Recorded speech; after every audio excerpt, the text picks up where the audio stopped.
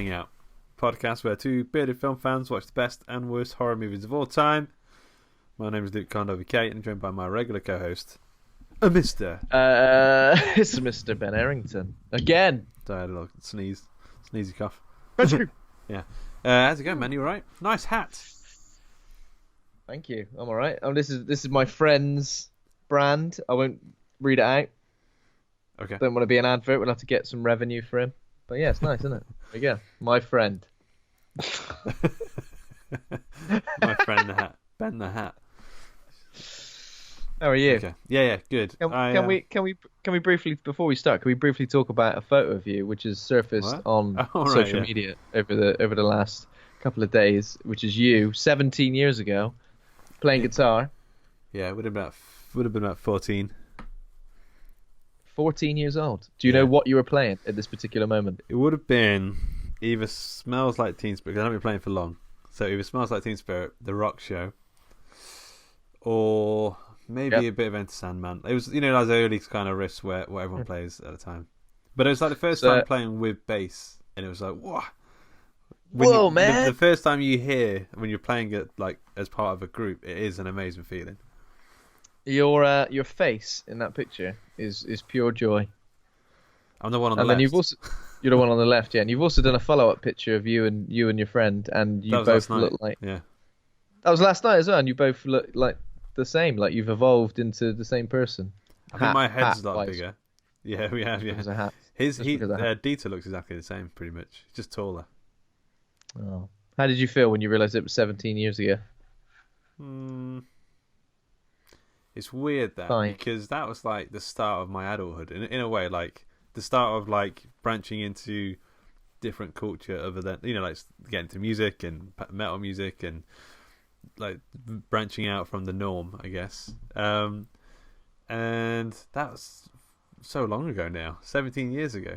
There's no kidding myself. I'm an adult. You've branched so far out from the norm now that you've almost gone too far. Yeah, I've gone too far. Back closer to the norm. Yeah, I miss Norm. He's a good guy. Yeah, what about you? What were you doing 17 years ago? 17 years ago. I guess I might have been doing something similar, possibly. Were you in school when you were doing that? Yeah, were you in the same room? I was in the same room. I was behind the curtain. curtain. You in the picture. Yeah. I was probably around about that time venturing into guitar a little bit, learning some riffs. I had a few books with classic riffs in it.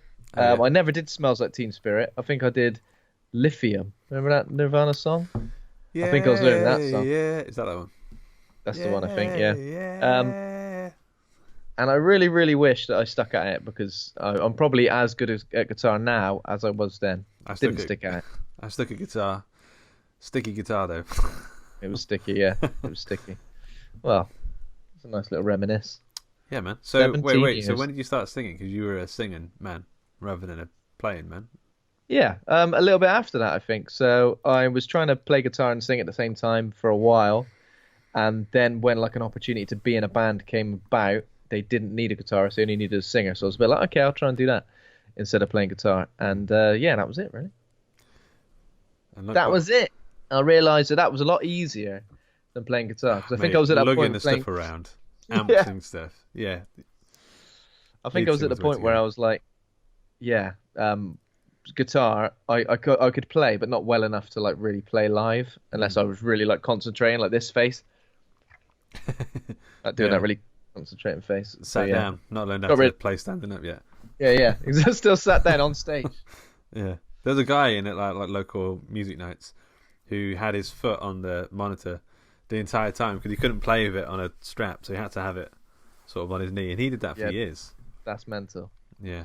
Yeah, I played in a band with a guy who sat down on stage, and he said it was because his lead was a little bit loose going into like the effects pedal, and he was worried it was going to come out, so he just sat down like in front of his. Yeah, that was awful. That was the worst. I remember every like guitarist nightmare is a string snapping, and it snapped like on the first song, and then you have to sort of run off stage, change string whilst the song's playing, and then jump back on at the end and try and sort of get back in. Yeah. That's bad. Snaps, goes right in your eye. Yeah. So speaking of nostalgia, Did you see this link that someone posted? Oh no, I posted. Some crazy chat posted in There's the Facebook some group. guy. It was me. 90s horror tales. Hang on a sec. Oh yeah, Demon Knight, undeniable genre classic from the 90s. Bloody Disgusting has said that Demon Knight. You seen this one? I don't know if I have actually. No, you said it. Demon Knight, as in like the Tales Dark of the Knight. Crypt. No, Tales of the Crypt. Demon Knight. It's got Billy Zane in it and Jada Pinkett Smith. Okay. William Sadler, I think. Billiam. Okay. Yeah. Williams.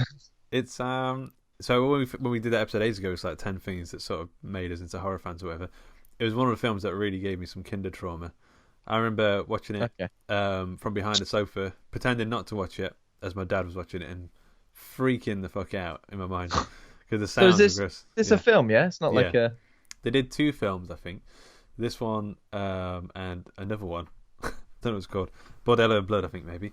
But I remember like thinking that this was a really effective horror film. I mean, I'm sure it's quite cheesy and stuff now. Even looking at pictures, I'm like, whew, that looks cheesy. Epic but cheese. yeah, but I want to watch it again. And I think it's streaming now. I think I can't remember who said. I think it was Peter Glanville from the Facebook group. So now I'm looking at some screenshots from it. Jada Pinkett Smith with a bleach blonde crew cut. Yeah. That feels familiar to me. And even Billy Zane. That was the scary part. Yeah. That was the scary part when she got her hair did. Oh, bleach blonde crew cut. Oh, that's not going to pull that off. Yeah. But yeah, so Billy Zane, I remember being great in it. But we should do it on the show, man. It's I'd be interested to watch it again myself. But this might be, we watched The Unnamable, and you were like, I was so scared of me as a kid. So it might be a similar situation. I don't know. Yeah, I think someone said it was on the TV this Wednesday, so it might be on the TV tomorrow on the horror channel. Tales from the Crypt, Demon Knight. Wow. Was it the first one? Was it the first Tales from the Crypt movie, or was there one before that? It was. I think so. I haven't really looked into it, to be honest. I'm kind of scared about going back to it and looking too much into it because it could be kind of pants. But in my childhood nostalgic brain, pre-14, which is a lovely, lovely place to be. Yeah, I'd like to move back there. But yes, 1995 this came out. It's I'm looking on Letterboxd, not the same as IMDb, obviously, but it's got 3.3, so it seems to be hitting the pretty average thing. But yeah, this might be a good one for a future episode. Nicely average. Yeah. So you got any other news? That was my news. Demon Knight's good. Haven't got any news. So I just popped up on bloodydisgusting.com just before I came on to record this lovely podcast. So apparently HBO Max, HBO Lovecraft. HBO Lovecraft and R.L. Stine are developing an anthology series based on the Point horror books. Do you remember those? No, not at all. Point horror. It was kind of like the more adult version of Goosebumps. So if Goosebumps was like for kids or pre-teens or teens, this was for young adults, I guess. Surely pre-teens is everyone before they're a teenager. Baby. This is for babies. This is for newborn babies only. All right. So apparently, we've had 2 Goosebumps movies. Apparently, R.L. Stine's Fear Street books are next being turned into a movie trilogy. Allegedly, that's the first I've heard of it. But now apparently, we're going to get HBO's anthology series based on this. So R.L. Stine is set to executive produce with John M. Chu, who directed Crazy Rich Asians. He's in talks to direct. I bet you're glad about that. Who's John Chu? Look, he directed Crazy Rich Asians. I thought you were happy about that. Yeah. I've not seen that one. Yeah. No, me neither. I've heard good things there. So we got that, which is pretty cool, I guess. We've had a couple of trailers sort of over the last couple of days. One for Sonic Fantasy Island. Sonic, we've had Sonic, which is not as terrible. We probably can't talk about it on a horror podcast because it doesn't look half as horrific. Yeah. So apparently I haven't watched either of these trailers because I'm trying to have a bit of a trailer detox, even though I find it difficult.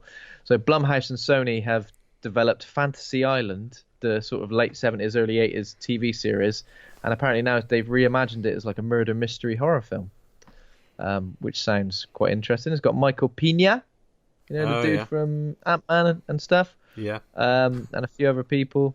And the poster looks pretty cool. And it says, from the producer, Get Out on Halloween, Fantasy Island. We got a nice bird's eye view of an island. # never coming home. And there's a Black Christmas trailer, right? Which I tried not to watch.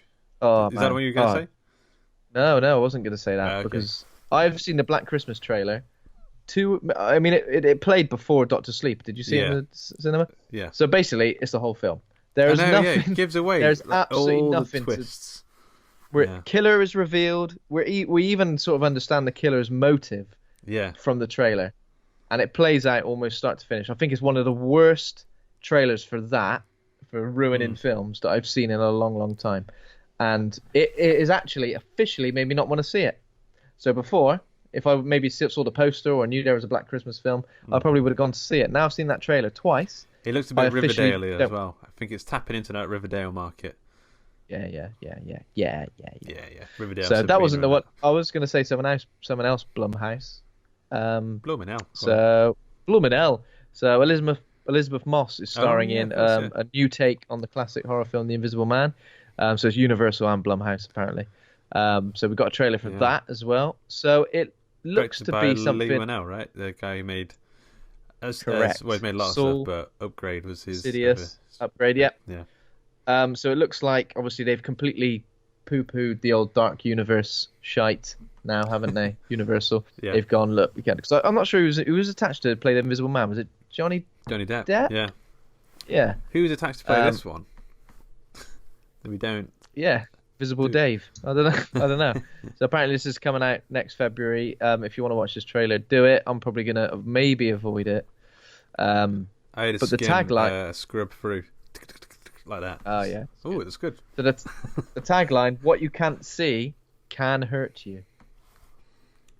Yeah, if you're not looking the right way, anything. Yeah, exactly. You could walk into oncoming traffic looking the opposite way, and I mean it would flatten you. I can see that, and it's still Yeah. And one more thing. Spyglass are resurrecting Ghostface in a new Scream movie, allegedly. So Gary Barber's Spyglass Media Group is currently developing the next Scream based on the franchise created by Wes Craven and Kevin Williamson. I think that's it. I think that's all we got. If you're so they've got the right. It needs to be pretty smart. Like it needs to be quite meta in today's sort of. So Scream was like probably the most meta of films, especially slashers. We're gonna have to really put a big old spin on that. I think we rated it quite highly watching it back again. It still holds up really well, I think. Oh, what, the original? Yeah. So around about that time, I watched the trilogy, and Scream 1 is obviously great. Scream 2, I think it's got a lot going for it. Scream 3, I mean, it's mostly shite, but, you know, it's nice. It's still nice. I think the best thing about that is Courtney Cox's fringe in Scream 3, which is 3 millimeters long. When did I see this? So I think she posted a video of herself cutting herself a fringe again, like recently. I think I saw this as well. Yeah, I don't know where that came from. Yeah, I remember seeing it. Like, is Courtney Cox pays homage to Gail Weathers. That's the character's name, isn't it? Gail Weathers. That is a great name, isn't it? Yeah, that is good. How is she not Weather Lady? Yeah, nominative determinism. That. Yeah. What have you watched this week? I've not really watched that much. Just looking from a list here. Living with Yourself. Did I talk about that last time? Paul Rudd? Yeah, Paul Rudd. Have you seen it? I haven't seen it, but I've seen that it's a thing, and I would like to see it. It's pretty good. It's not amazing. It's not horror. I mean, it's got some sci-fi vibes, I guess. So it's Paul Rudd.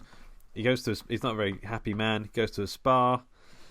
And then he passes out and wakes up. Like a corner shop, like a massage parlor. And he wakes up under the ground. He's been buried, and he wakes up and he goes back to the place where he lives, his house they call it. And there's another him there, but like a better, happier version of him. The spa is cloning people and burying the. This is like the first 5 minutes, by the way. So this is the hook. I'm not spoiling anything. I don't think so. But so they're cloning people. So there's two Paul Rudds. And it's got Aisling B in it, you know. I saw that. That was a bit random, I thought, but I do like her. I mean, I've not seen it. Not seen her in much other than like panel shows. She's really good in this. But the best thing is kind of the technology of the two Paul Rudds. the way they interact with each other is like seamless. Like the way they fight and scrap with each other and stuff. There's bits. It wouldn't work. This show wouldn't work without Paul Rudd. He really sells it. Yeah. Like he's just. I've always liked Paul Rudd. I've had a man crush on Paul Rudd for years, and I'm not going to lie about it. He's just such a cool, nice, funny guy. He's a great guy. He's the kind of person, if I see that he's in pretty much anything, it'll kind of make me go, yeah, I probably will watch that. Well, that's why I watched this. But there's a bit where he doesn't believe the other clone is a clone of him, so they're kind of testing each other and say, like, who was my first girlfriend? Who was it? And they're sort of doing this thing. And as one of them tests the other to say, and it's interacting with each other in like a real time in a really funny, proper, normal way. I don't know how they managed it. But then they're trying to test each other, and neither of them can remember, so they're trying to reminisce with each other, and they're sort of getting closer and closer to the point. And it's just like a really good, well choreographed scene. But yeah, we finished it. It's pretty good. Again, it's not as funny as I probably would have liked it to be, but Paul Rudd does sell it, and it's nice to see Ashley and B doing other stuff. Yeah. She's pretty awesome, I think. Yeah. Was that it? Well, other than that, I've been playing Death Stranding a lot.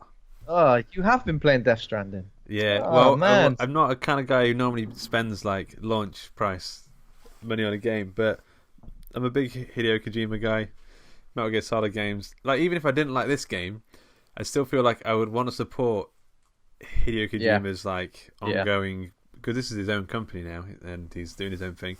So if you're a Metal Gear Solid fan, then I think you can plot the trajectory. You can see how he got to this point.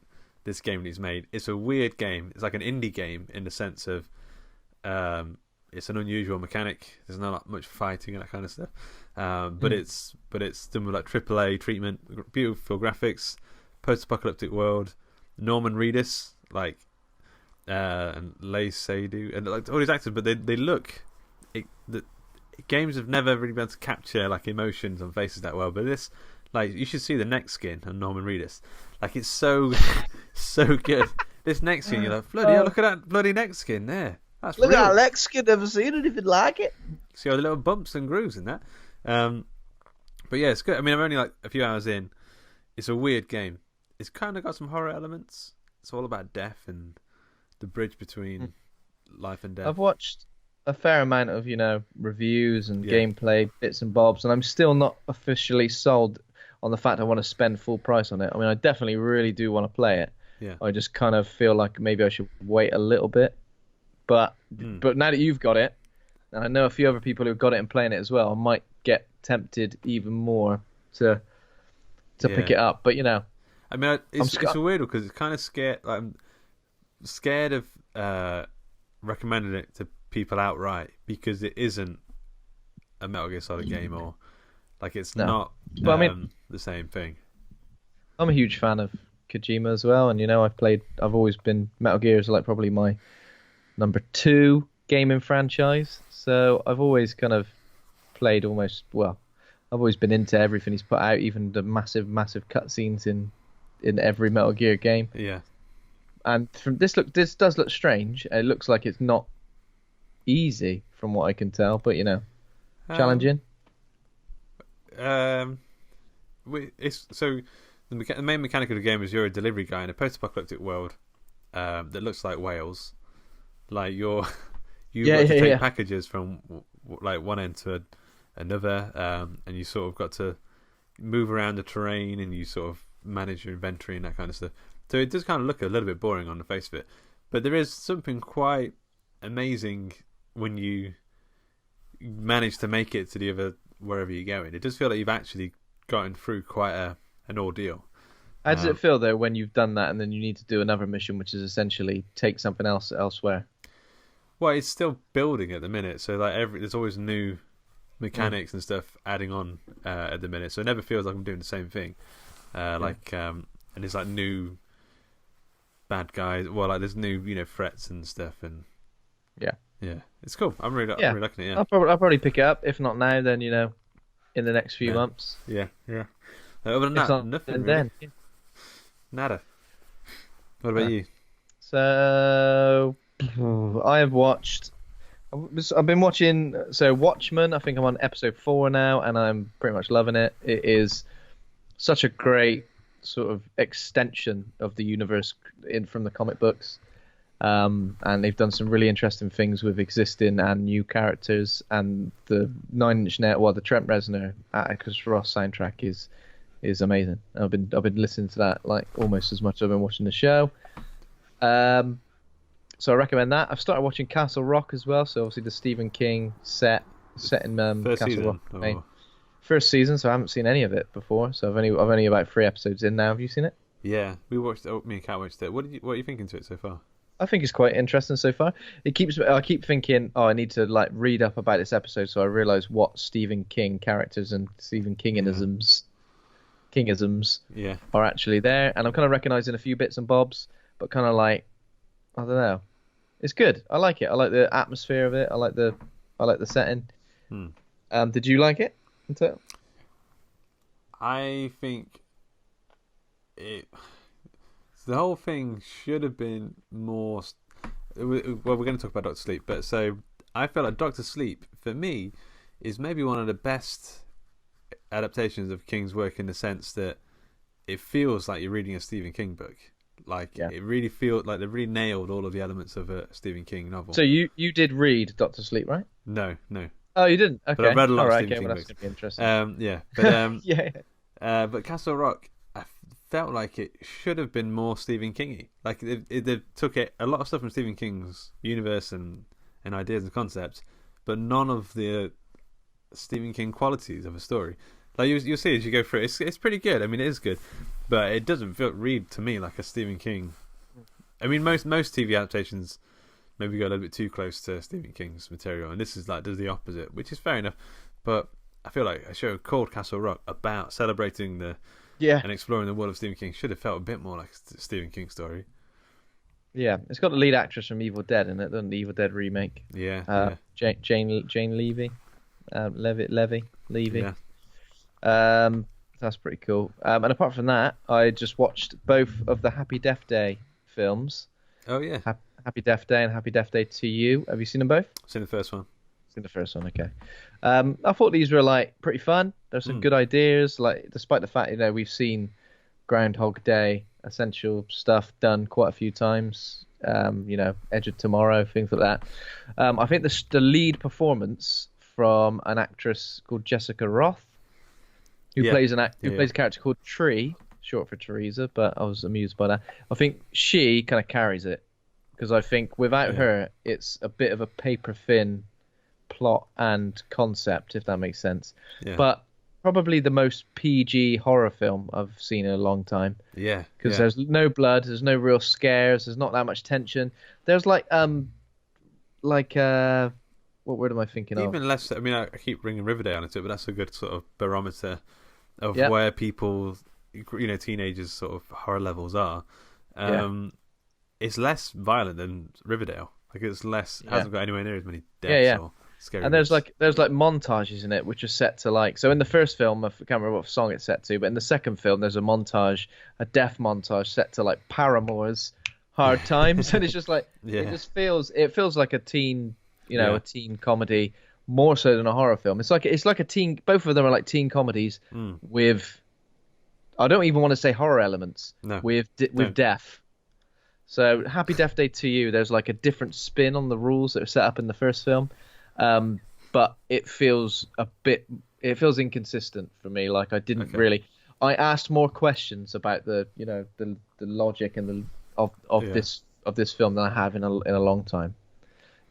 I was really picking it apart. Like, how can that be if there's this? If that makes sense. Pausing every 5 minutes. What? No, hang on a sec. This is bloody ridiculous. Drawing diagrams on the wall.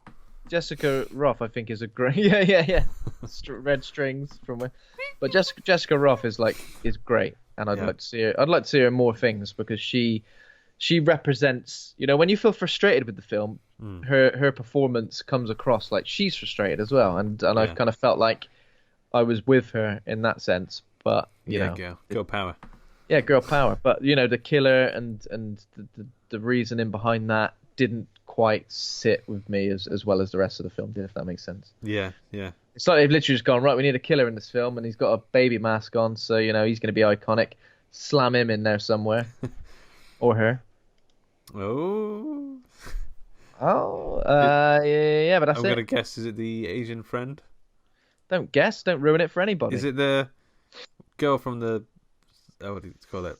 Kappa Gamma House, whatever they call those things. It might be. Sorry, Kappa Gamma Amma House. yeah. It might be. They've done a really good job though of making the second film feel like it follows on merely minutes from the first film.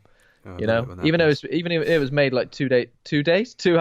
later, Oh yeah. like it looks exactly the same. Everyone looks exactly the same. Everything looks exactly the same. It's done really well. Interesting. Yeah. I would check it out because me and Kat quite enjoyed the first one. So, and anything that I can get Kat to watch with horror movie totally, wise. yeah, totally harmless.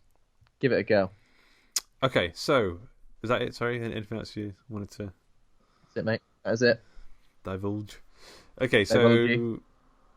Doctor Sleep then Yes. is out. We both went to watch it. You've got some info on it? Yeah, okay. So Doctor Sleep is a 2019 American psychological horror film based on the 2013 novel of the same name by Stephen King, which is a sequel to Stephen King's 1977 novel The Shining. The film, following up the 1980 film adaptation of The Shining, directed by Stanley Kubrick. A bit confusing, could be. Yeah. Years following the events of The Shining, and now adult Dan Torrance must protect a young girl with similar powers from a cult known as the True Knot, who prey on children with powers to remain immortal. Epic. So I asked. Okay, well, the Rotten Tomatoes are giving it 76%. That's pretty mild. Audience score is 90%. That's nice. Critics' consensus is Doctor Sleep forsakes the elemental terror of its predecessor for a more contemplative sequel that balances poignant themes against spine-tingling chills. I asked the guys in the Facebook group if they'd seen it. Someone's watching. There was like no one in the theatre, and I was like, it wasn't out. It came out last week, and it's like dead in here. Yeah. Edward Harvey said, I really liked it. No problems with it at all. That's why I like to hear about a film. I didn't have any problems with that one. Yeah. It's had shit marketing. Don't know if that's to do with budget or lack of studio support. No Doctor Sleep themed McDonald's Happy Meals for this one. Nope. Andy Conduit Turner, Mr. Spreadsheets himself, says maybe going tonight. He said it hasn't performed too well. So everyone seems to know there's blood in the water. People know there's a bomb on their hands. That's a weird mixed metaphor. John Connolly says, I enjoyed the film. Had a few problems with the ending, which we'll get into. Overall, they're a pretty great achievement, considering it's following one of the most beloved horror films ever. And Ryan Chisholm, sorry. I think it's bombed financially. I was enjoying it, but felt they made too many changes to the end and had some unnecessary scenes. I don't know the book even. I know the Shining book, and I know that they kind of did the ending from that in this one, which is weird because you'll have to explain the differences and what they've done there. But I mean, how was it for you? You're a fan of the book as well. Yeah, so as I think I mentioned before, I bought Doctor Sleep the novel on release day. Yeah. Got myself down to my local Waterstones. I bought Doctor Sleep, and that was in 2013, and I read it for the first time this year. So it took me a little while to get around to it. But yeah, I really, really enjoyed it, and I think this is one of the best, as I think you've already mentioned, but it's one of the best Stephen King book to screen adaptations that we've ever seen. Because so many of these adaptations really, really do try and directors try and put their own spin on it, remove certain elements of the story, remove characters, the vibe kind of vanishes. I almost felt like, when you read a book and you obviously visualize it in a certain way, and then you see a film and you're like, this is almost exactly how I visualized it. Yeah. And now it's on screen. Like, there's something magic about that. And it almost feels like everything that's key to that story is in the film. So I was trying to think back, like, what bits did they remove? And I was a bit like, I can't even think. You mean the ending must be different, right? I mean, the ending's different, yeah. But honestly, I was losing it a bit when I was reading the ending because now it is different. Because there is no Overlook Hotel in the universe of the book. So the ending kind of, for me, it kind of felt like the ending fizzled out a little bit, and I feel like it almost needed something. Now, this ending, I wouldn't say is perfect because I feel like it really does lean heavily. It really goes, right, we're in Stanley Kubrick's Shining world now. Here we go, and it does feel like what the director is it Mike Flanagan? Yeah. What Mike Flanagan's done is he's done the best Stephen King to screen. So he's developed a Stephen King story, brought it to screen, but he's gone, I'm going to direct it like it was directed by Stanley Kubrick. Mike Flanagan is a great guy. Like, so he's a big Stephen King fan. I've listened to interviews with him, and he's always talked about he reads his books on release days and stuff. He did Gerald's Game, which was a great adaptation. He did House of Haunted Hill, which was a different sort of adaptation. But he always sort of does it just. I think so. Okay, so this film, it's got like the pleasant, magical quality with like some with Dan Torrance in the early parts of the films. He's sort of using his sort of magical ability in this little town, and we get to introduce all these characters and we build them up. And it's like, oh, this is quite nice and quite magical. And there's like a lot of little quirks, and then there's some utterly horrific stuff going on, absolutely disturbingly brutal, which I found quite difficult to watch. Which I don't know if you felt the same way. The guys I went to see it with were like, "No, it's fine," but I was like, "That was horrendous." Like, yeah, I mean, it was incredibly brutal, and I think like the brutal elements of the novel really did translate well to the screen, and I feel like it was great. Like it was, it sounds silly, but it feels like the perfect marriage of Stephen King and Stanley Kubrick, where obviously Stephen King is famously not that much of a fan of the film. He doesn't really like that adaptation.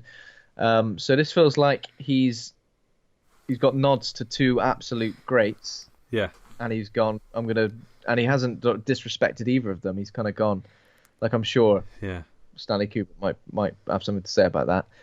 Were he around. But I feel like it's the perfect, and the fact when it goes into that shining world, when it goes back to the Overlook Hotel, it doesn't feel like just tacked on to the end.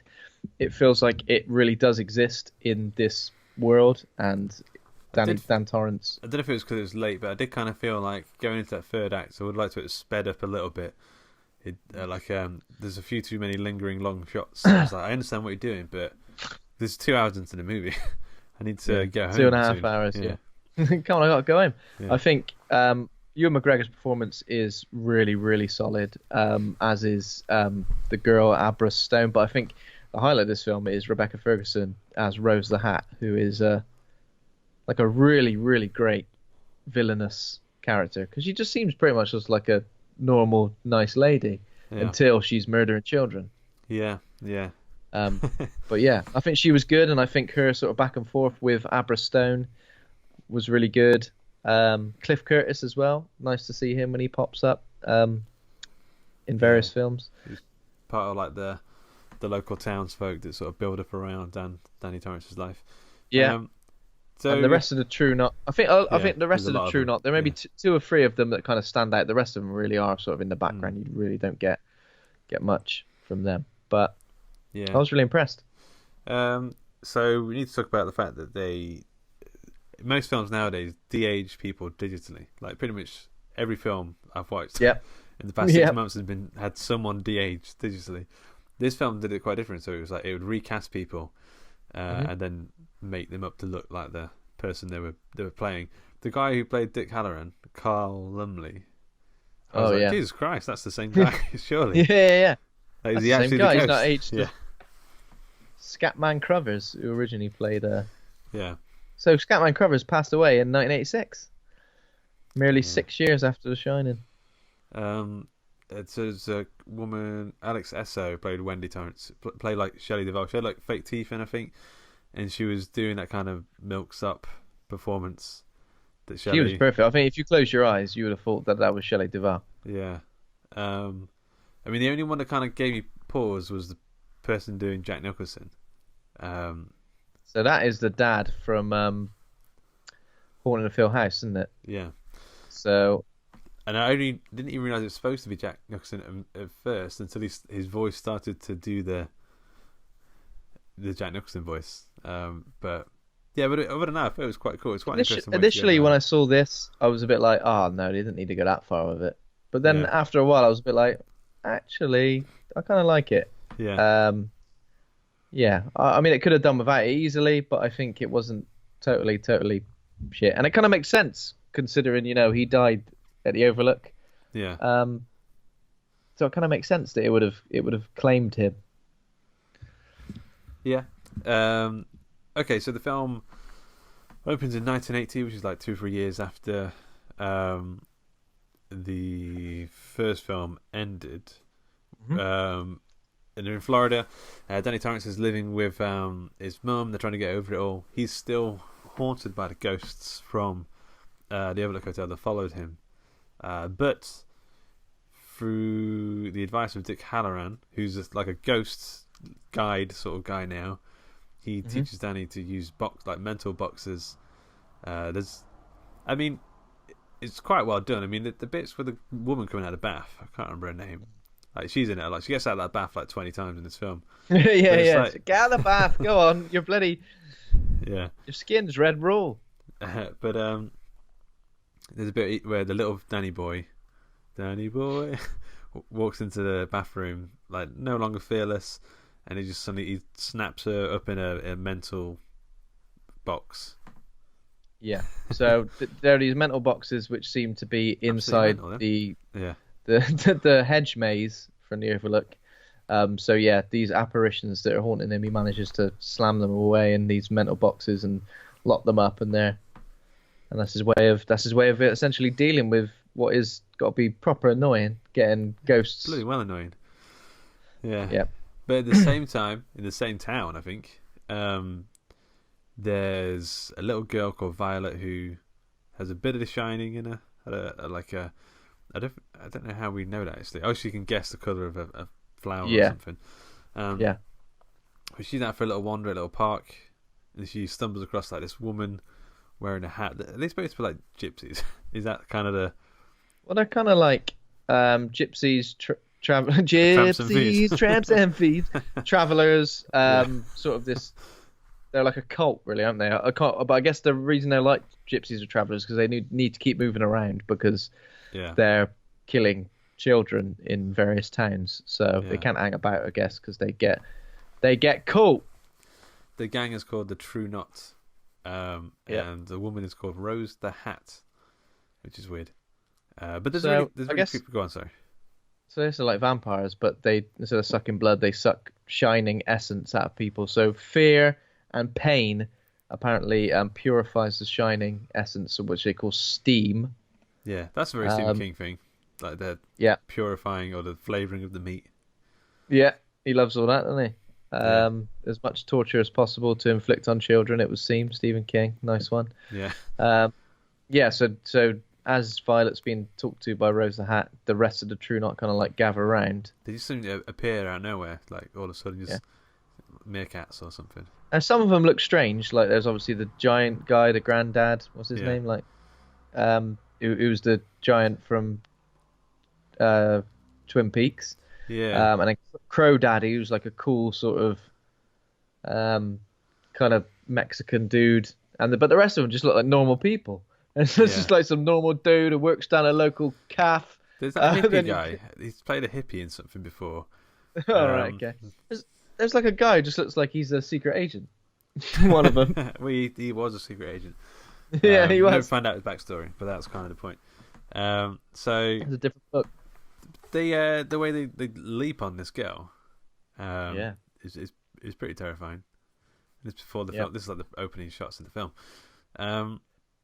So then they grab the girl and we cut like 30 years into the future, 2011. Which is that when the book came out? No, the book came out in 2013. So why 2011? That's weird. Yeah, it's very specific. So Danny, who now goes by the name of Dan. Oh, whoa, man. Hey, it's not Danny anymore, okay? It's Dan. I've done some growing up. Hey, Danny. Who? Dan.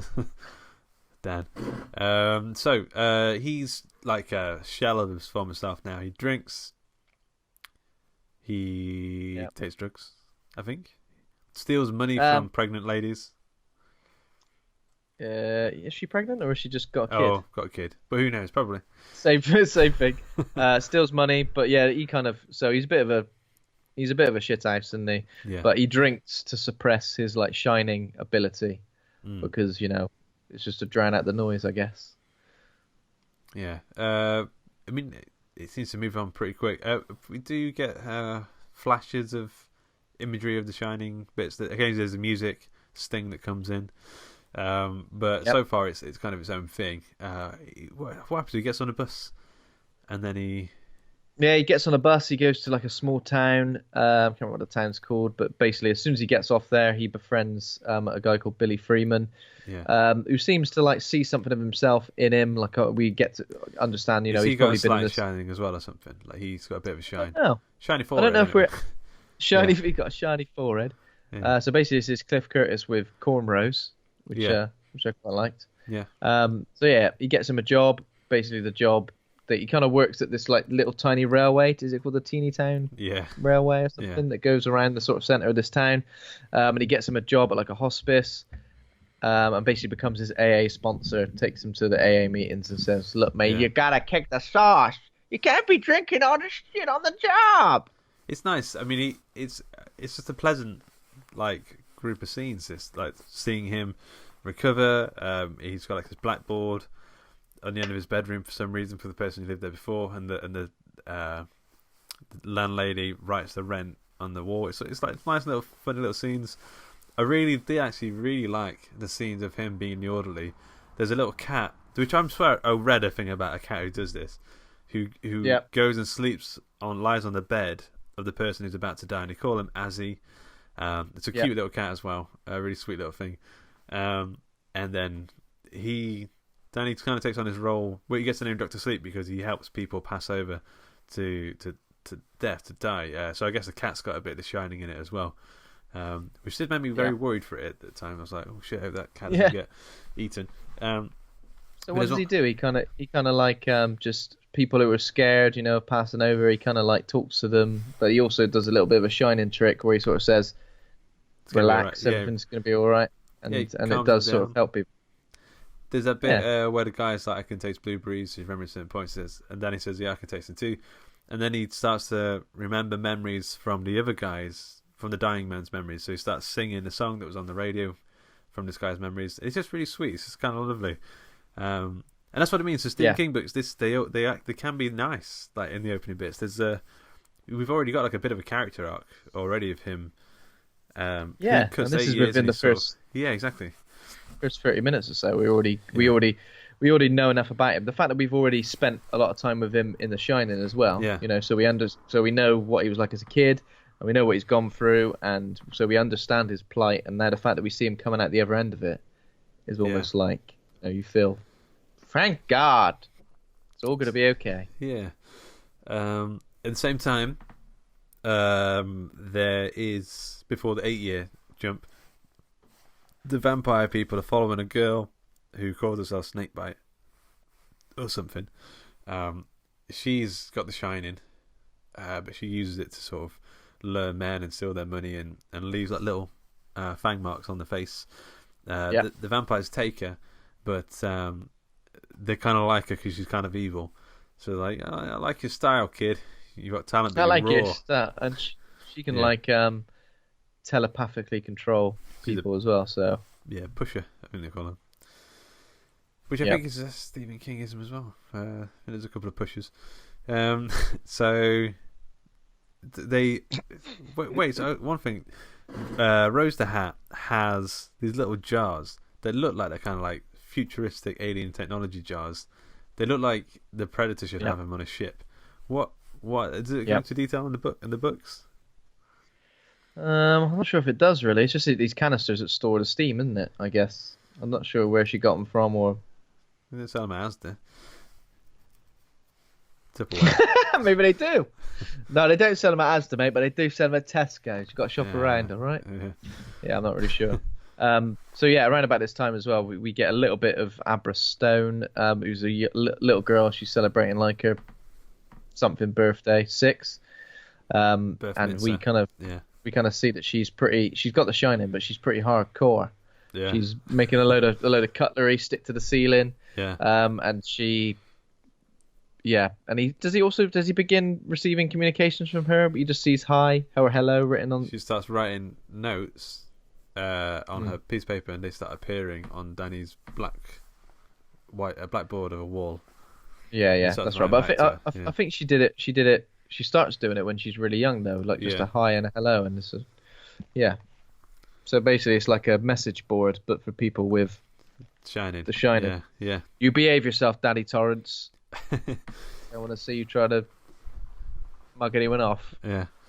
And then it's all nice from this point on. It doesn't get evil at all. I mean, 8 years later, Danny shaves his beard, and he's like a pillar of the community by that point. Yep. Abra is doing her own thing. Oh, okay, yeah. So this is the brutal bit, I think, here, when the vampires steal a kid who's good at baseball.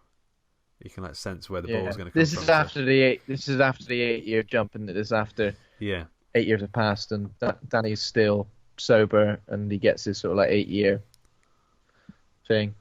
Token coin. So the True Knot. We understand the True Knot are pretty starving at this point. They haven't had a lot of shining lately, a lot of steam. Yeah. And it seems like they're taking more and more risks. We're made to think, but yeah, this is pretty brutal.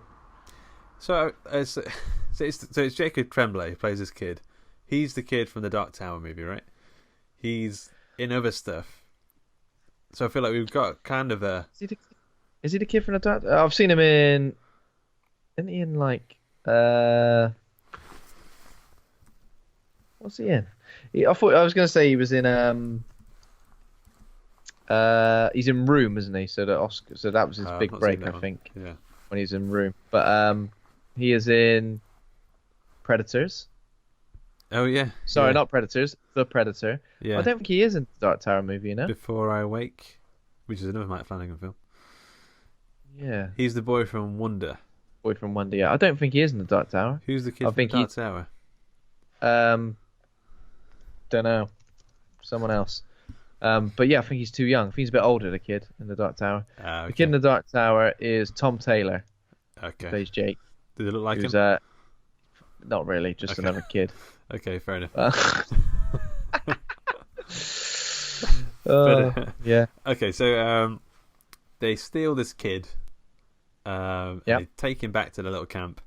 They pin him down with these iron spikes. And go on. They don't take him back to the camp. They just take him to this like abandoned area, which is like, because this is how Abra manages to. Well, actually, maybe it is where the camp is.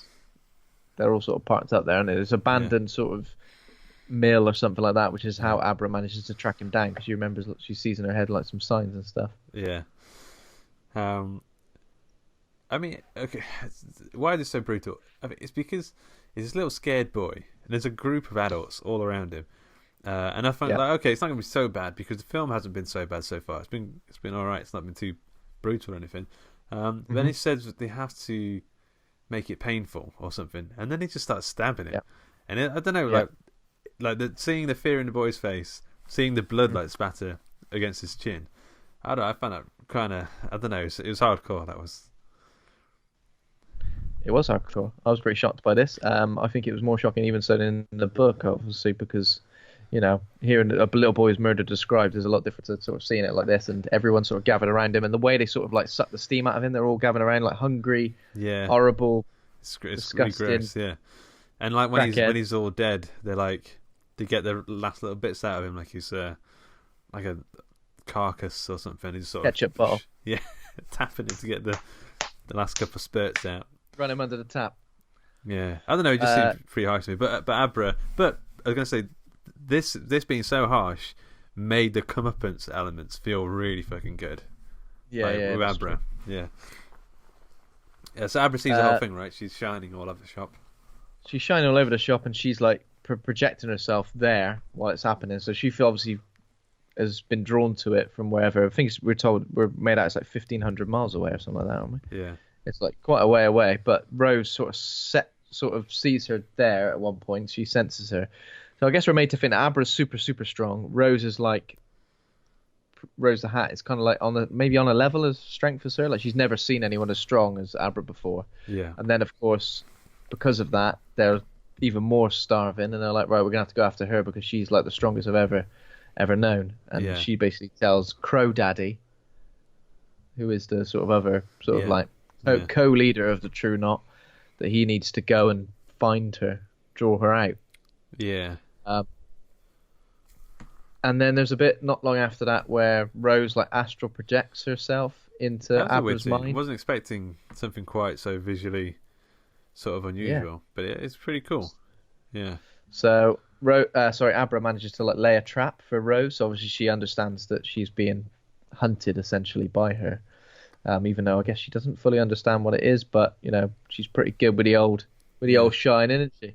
So Rose comes into what we think is her bedroom. She floats all the way across, basically like astral projects herself across all these hundreds of miles. Yeah. Gets into her head, goes into her house. Sorry. Starts going through these drawers, and suddenly the drawer slams on her hand.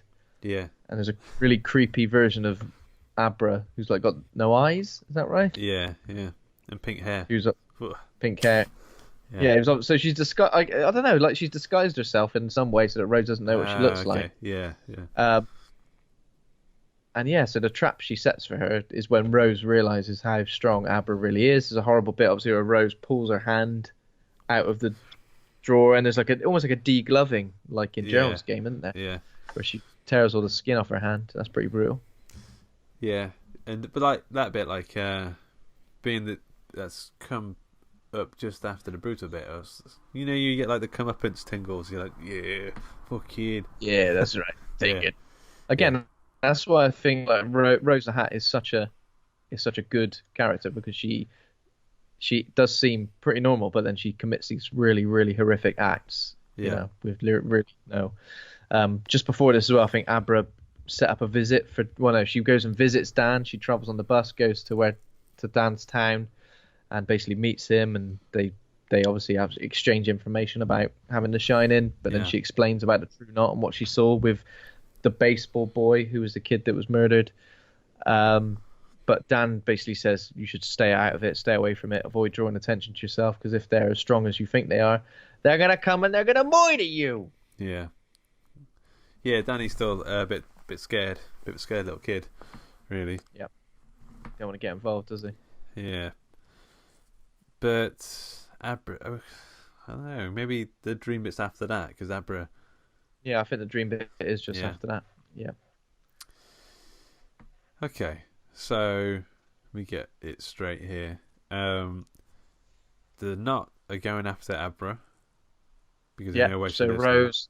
Rose basically sends a Knot after Abra because she doesn't go, because I think she's injured, and B, I don't think she wants to warn them or draw any attention to herself, I guess. Yeah. Danny speaks to he said that Azzy the cat goes into an empty room. And he's like, there's no dead people in there. There's no people going to die. And then he finds the spirit of Dick Halloran in there. Yeah. And he's kind of like telling Danny that he needs to be the Dick Halloran in this, be the Dick in this relationship with Abra. Yeah. Be the Dick. Go on, you Danny. can do it. So Danny and his friend who lives downstairs, Billy, they go to the place where they killed the baseball boy, following Abra's advice. And then they get the glove and they find out all about it. I think they find out where the others are, and like yeah, so it's pretty horrible when they start digging up the baseball boy's body, because Billy tells a story about how he used to hunt deer, and that he was hunting this particular deer, he injured it, and then he caught up to it and it was dead, and he said it was the same smell as this. You can smell death. It's pretty horrible, because I think if you exhume this body where you've just been told by a sidekick that it's there, how do you report that to the police or explain it? Yeah. I found this body. I knew it was there because the psychic told me, and they'd be like, "Get here, you nonce! Get in the back of the car." Yeah. So now they know the True Knot come in. They set a plan. It's cool a little bit actually. When the vampires die, the effects are quite cool. We see the granddad die. There's a bit where the granddad of the True Knot, the big tall guy from Twin Peaks, he dies. And he said, "I'm scared." And then Rose is like, "You're not scared. You lived in Roman times. You did." Is that in the book as well? Does it go into any of that detail?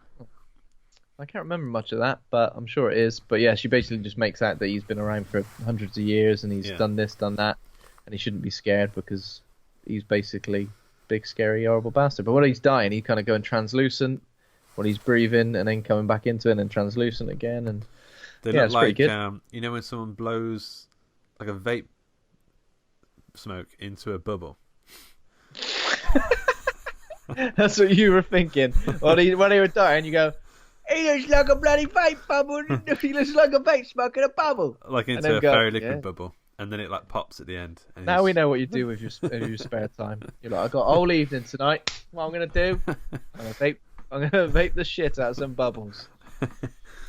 Okay, so we kind of coming towards. It feels like we're coming towards a natural end, but we're not. There's still another act yet. So Abra is meditating in the middle of the woods, and the others, the True Nuts, start to surround her. But then when the snakebite lady, who they turned earlier, who's now full on evil, goes to inject Abra with some juice, jungle juice, realizes it's just a teddy bear this whole time. She's still back at home eating a bowl of cornflakes or whatever, and then Danny and oh my god, what's his name, Billy, shoot the shit out of all of the vampire people. Yeah. So there's a bit here where you're like, obviously you understand that yes, Billy obviously used to hunt, so he's probably pretty good with a gun, and then Danny gets so good with a gun. And do you not feel it feels a bit silly that all of True Knot have got like guns? You think maybe like one or two of them might, but they've all got guns, and it's like we get been around for a long time. They must have collected some weaponry over the years. Yeah, I guess so. It just feels like a kind of a bit over the top, ridiculous shootout. I guess. It was a bit of a cowboy shootout. It was a cowboy shootout. And obviously right at the end, right at the death, when Danny's trying to kill Snakebite, he sort of shoots her, she collapses. But just before dying, she telepathically tells Billy, she just tells Billy to kill himself. Yeah. And obviously, because she's pretty good at the old pushing, he shoots himself. Yeah. And no sooner do we get that reveal, do we also find Abra's dad gets... Abracadabra has been dead. Yeah. He's been killed by the crow because the crow snuck around into the house. He knew where she was going to be. He knows she likes cornflakes and where she likes to eat them. And then he sneaks in there. He shoots her up with some jungle juice. So it kind of it dampens her shine, so she can't call out to Danny. Dan, sorry, Dan. Yeah. And then Dan. He shoves her in the boot, drives back towards Rose, and he's like, "You're fucked, mate. You're fucked. You're asleep. You can't hear me right now. But when you wake up, I'm going to tell you you're fucked." So Danny is going to drink again. Jesus Christ. Danny's going to drink again because he's failed completely. There's no... He can't get in touch with Abra. The dad's dead.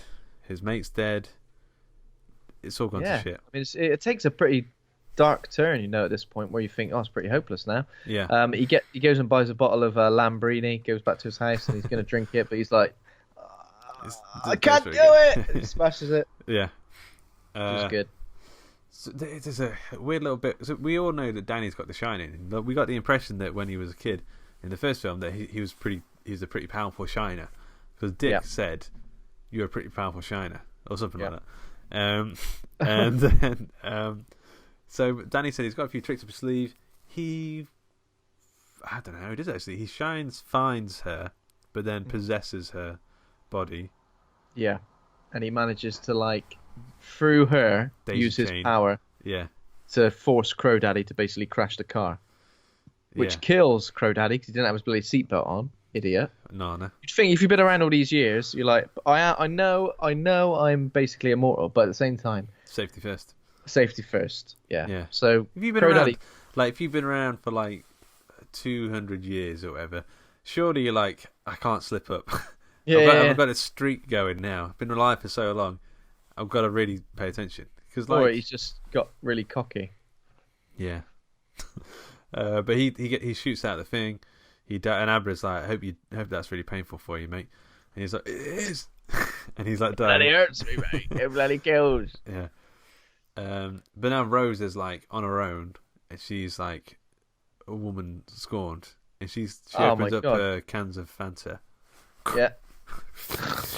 I mean, to be fair, Monster. You would be fuming. You would be fuming, even though she's evil. Yeah. Everyone she does fume. She's basically she vapes all the things up. Everyone she's ever known like, and been sort of in this true knot with for years and years, God knows how many years, are just dead, like in one afternoon, including her sugar daddy, Crow Daddy. Yeah. Yeah, it's pretty. I mean, it's pretty mental when you think about it. So she's fuming. She gets all the cans of steam and just sucks them up greedy. She don't think I'll save some for tomorrow when I might be needing a top up. Nope. We get the impression that this is going to make her more powerful, right? So then the last half an hour of the film is like we've been hinting at The Shining. Now we're going fully into Shining Land. So sit back down. You're like, right, is that the end? Is that the end? Is it? Oh, he saved her. Right, get up. Oh, it's good. Bloody still going. And it's like, is this something I kind of felt like, because I know what it's doing. It has the shots of them driving through the mountains, and the music's playing it slow, like the intro to The Shining. The same angle. The intro where it goes across the water. We didn't need all of that, just like a little bit of it. No, I liked it, man. I liked it. Like at this point, I felt like it was earned. Okay. Earned. It was earned. I felt like it had earned this moment now. So I feel like if it had gone straight in there with The Shining from the word go, I maybe would have been a bit like, come on, what are you playing at? Yeah. It felt earned at this point. It felt like, right, okay, we've been with these characters for 2 hours. Yeah. Now we're getting some Shining stuff, and I feel like it was a reward to the audience for, I was going to say sticking with it, but it wasn't bad. It was a great story. Yeah. So yeah, I liked it. I was hyped at this point. I was getting goosebumps.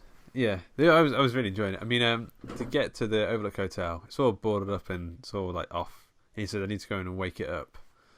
He starts walking through, and it's almost like Mike Flanagan is just enjoying slowly presenting, living in that world of The Shining, because it looks really fucking good. Like, it feels like a theme park ride where you walk in, lights sort of come on and various things are shown, and the reason it felt like a theme park ride because it was like all the greatest hits of The Shining were being presented. It slowly, here's this area, here's that area, here's that ghost, here's this ghost, here's room 237. Which I kind of liked. I mean, even when you do go to like Universal Studios, you're always looking at the set design and places like, bloody hell, that looks real, that does. Like it's the same. That's same bloody thing. real, eh? So there's even a bit where he goes to the room where Jack Torrance was trying to smash his way through the thing. He even puts his head through the axe gap in the door. And he even goes, "Here's Johnny." Yeah. So we do get a quick little flashback to that, don't we? Where we see that's Wendy. Like maybe the only jump scare in the film. I think there's a bit around there. I don't think it was that bit. There's a bit around there where like a light turns on or something, and a few of us. What was left of us in the crowd were like, oh, like the only bit like for an entire film. We're like, oh, that got us that light. Yeah, but there's a little flashback to when Jack was when he was axing his way through the door, and I thought that was as much as what we were going to get of Jack Torrance at that point. I thought, right, I kept thinking, oh yeah, that's cool. Because we see Shelley Duvall. The woman playing Shelley Duvall, essentially playing Shelley Duvall, playing Wendy Torrance. Sort of screaming with the knife. So I mean, that's a nice iconic moment. So so basically, it is like a greatest hits of The Shining. This bit as he's walking around, it is where he's trying to wake up the Overlooker. I see. I really liked the bit, although I was a bit taken aback at first. He goes to the bar, and he gets served by Lloyd, the bartender. And at first he's just like, I'm just Lloyd, the bartender, and we don't see him face on. So it's like you'd be like, who is that supposed to be? And then his voice starts to slowly turn into Jack Nicholson's voice.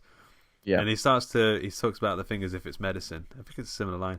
And he tries to get Danny to drink it, but he refuses. I think that's kind of an emotionally perfect point for Danny to... That's him facing his alcoholism. It's him facing everything, yeah. It's him facing his alcoholism. It's him facing everything about the Overlook and his Shining and his dad all in one go. Yeah, in the place where his dad tried to kill him and his mum. So it's pretty perfect, that moment. Yeah. So we're made to understand the reason Danny's come back is Dan, dead naming him again, is because he thinks that this is the only place where it's just as dangerous for Rose as it is for him and Abra. Yeah. And he almost feels like because he's been there before and he experienced it, he's got like a bit of a one up on her. Yeah. So that's pretty cool. And she arrives, Abra kind of calls to Dan and says, "She's coming, she's here," and they sort of set themselves up for a final showdown, really, don't they? Where they're in the sort of the main. It's not the main foyer, where the main living area, where obviously Jack was trying to write his book. Where he was bouncing that ball that time, yeah. Yep. But okay, so they lure her into Dan's mind, which is the maze outside, like a version of it. Abra's taunting her. They're trying to get her into one of those boxes that Dan has been putting all those ghosts in throughout his life. Yep. But she's too strong at this point, I think. She just kicks her way out. She just goes, "No." Get in the bloody box. No. But Dan's got the axe. He's got the it's not the same one, but he's got an axe. He's got an axe. Yeah. And he swings it into her shoulder. She reverses it somehow, even though it's in the shoulder, slips out of the way or something, and then shoves it into his femoral artery. She rips that out like it's a USB cable, pops that out, and then throws him down the stairs. Yeah, she just unplugs him. He's off now. He's offline. And then, I mean, maybe this is what John Connolly, whatever he wants to go by in this show, what he was mentioning about the early death, because she dies like quite quickly here. She's like absorbing him. She's pumping the blood out of his leg and sucking the steam out. Sucking the steam out of his orifice. Area. And like, I don't know how he does this, but he gets all the ghosts to gang up on her. Yeah, he basically lets them all out of the box. And they're obviously starving, these ghosts. They haven't had any attention for decades. They're like, "We haven't had anyone to scare. We love scaring people. It's quality. Way!" Yeah. And they all surround Rose and basically just kill her, right? Yeah, they like thread their fingers into her face, and I think they're kind of like the same thing. The house, the Overlook Hotel, is a energy vampire in the same way they are. It's weird. Yeah. I mean, who knows how that works, but it does. So then, then there's the ending from the original Shining in the book. Yeah. With the boiler, where it's about to go off, and I don't know why he did that. If his plan was to use the ghosts to get her, maybe it was like a backup plan to blow it. Yeah. Maybe it was. If that didn't work, then here we go, boom, boom. Yeah. So he basically uses the boiler to destroy the Overlook Hotel. Abra escapes. She watches helplessly as the hotel burns down. Danny sees a vision of himself as a kid with his mum, right? Yeah. By the way, that's another kingism, I think, is the sort of the plan. The characters make a plan to get the thing back at the end. And it's a slow build up to that plan and the reveal of what they're going to do. But yeah, that is a really nice shot that you mentioned with Shelley Duvall and Danny Torrance as a kid. Yeah. Blowing up. I liked it. And as I said, I think in the book, the ending was kind of like, because there's no Overlook Hotel, I think they end up on the grounds of where it was, if I remember right. Okay. I might be getting that totally wrong. But I did kind of feel a bit like, by the time it came to the ending and we get the sort of gunfight with the True Knot, I kind of felt like, right, that was that. But then I feel like the ending of the book kind of fizzled out a bit for me. Whereas this felt like a real exclamation point on the whole story. Yeah. Which was good. As I said, I feel like it was a really good combination of both. And by the time we see, this new version of Jack Nicholson stalking Abra, chasing after her around the Shine Hotel, I was fully in by that point. I was like, yeah, this is cool. It does feel like a theme park ride version of The Shining. I feel like all this at the end, even when like all the blood gets off at the lift. And Rose sees that, she kind of just smiles like, oh, that's strange. Yeah, weird, isn't it? Oh, the blood getting off. Why is that blood in slow motion? But I'm like in normal motion. What's all that about? It does feel like, again, it feels like a theme park ride. It feels like greatest hits of The Shining. But at the same time, I was kind of into it. So, cut to a little bit later. Dan's dead. Yeah. But he's now the Halloran type ghost for Abra, the guiding light. And some of the ghosts from the Overlook Hotel are now coming to her, but she boxes them up in the same way that Dan did. So it's a nice little ending. I've got some trivia for you. Okay. Number 1, the name game. You know how the name game works. I do like the name game. It's been a while since we've done that. So, Dr. Sleep is the naming convention. Dr. Sleep. This film that I'm talking about, though, is Danny Torrance pulls into an Asda car park. He's in a hurry to pick up some gravy granules for his Sunday roast. Only when he returns to the car park, he finds he's accidentally parked in front of a 4x4. Danny Torrance in... Dr. Jeep? Block to Jeep. Oh, no. Oh. Number 2. Danny Torrance was born with a special gift, a gift that meant he could play heavy rock music to any animal and it would blow their minds. When he meets a little girl whose pet sheep are bored of life, Danny Torrance decides to rock to sheep. Yep. Yeah. Yeah. I had to interrupt. I would have never got it. When Danny Torrance decides to take up being a peeping Tom to spy on the local vampires, he accidentally spies on another peeping Tom. Hey, he says, I'm the peeping Tom. The peeping Tom is shocked. Shocked to peep. Mine's shocked to creep. But oh, right, okay. Okay. Yeah. Well, I did have a couple more like normal trivia questions, but you blew the lid off this one earlier in the episode. Jack Torrance is played by Henry Thomas. Who else did Henry Thomas play? Looking at another Mike Flanagan fling. Mike Flanagan thing. So, if I remember right, he played 2 Mike Flanaganisms, right? He played the dad in Haunting of Hill House, the younger version of the dad, and he also played the pedo dad in Gerald's Game. He did, yeah. I actually thought I was talking about Haunting of Hill House, but you're right. I forgot about the pedo dad. The pedo dad, didn't he? Now, I said it was him, and the person I went to see Dr. Sleep with, they were like, nah, ain't. And they were like, nah, definitely ain't. And I was like, it is. And I could kind of see where they looked really made up and stuff. And when it was like, oh, was it? Like, no, you admit you're wrong, please. You say, oh, I'm totally, completely wrong. Sorry. No, it ain't. They just went, oh, right, okay, oh, fair enough. Yeah. They were hurting inside. Their ego was taking a punch. 1-0 to me. 1-0. 1-0. Okay, and also, number 5, and who else did Henry Thomas play? Pointing this time to a Spielberg thing. What, in a different film, you mean? Mm-hmm. In a Spielberg thing? Mm-hmm. You have to give me a hint. His name starts... Oh, wait, I know. He played he played Elliot in E.T. That's right, in Elliot Terrestrial. He played E.T. Elliot Terrestrial. He's had a bit of a resurgence, right? Because... Well, it's been years, hasn't it? I think he's been doing stuff. It's just like... Yeah, he's been doing stuff, but just nothing. These are like... Not in front of cameras, I mean.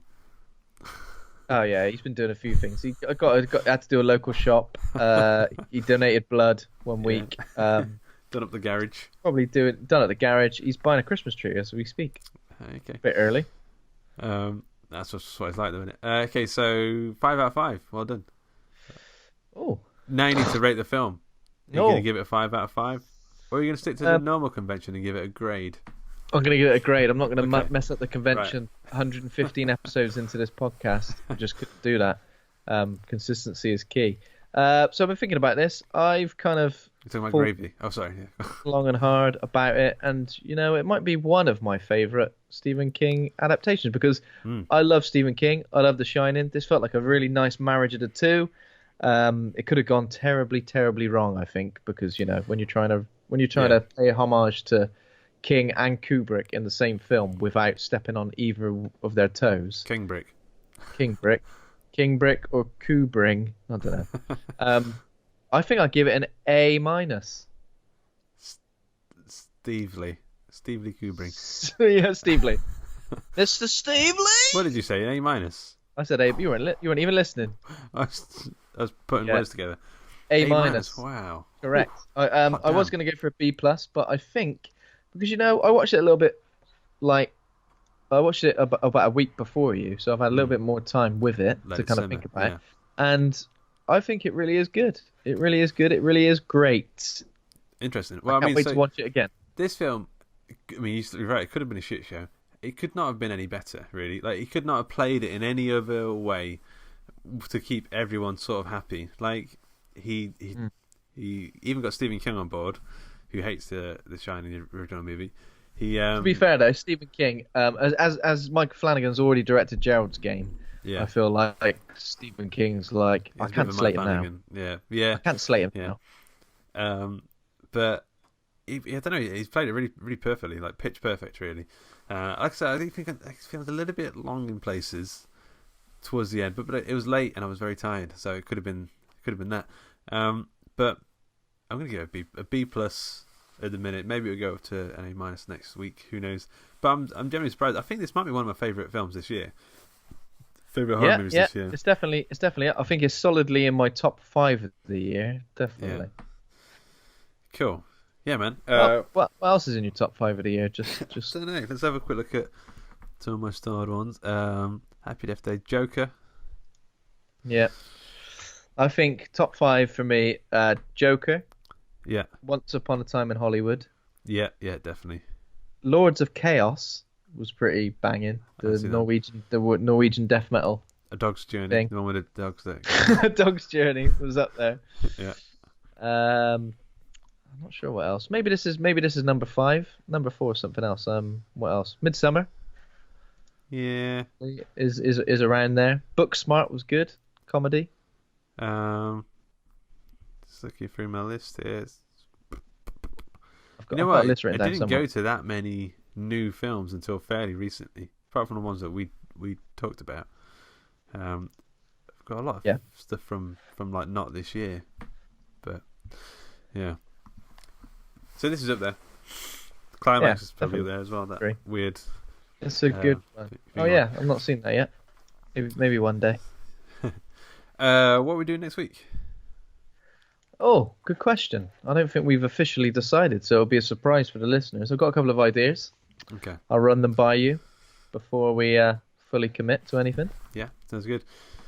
Okay, guys, you should go and get a Horror Hangout t-shirt because we are selling them. Yeah.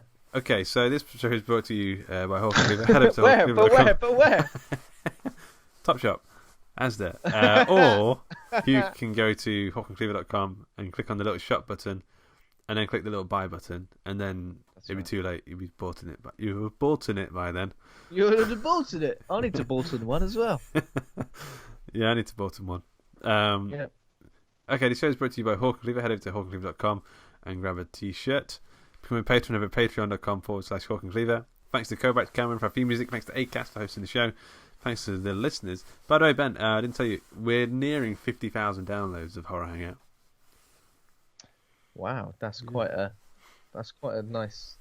achievement. What are we going to do to celebrate?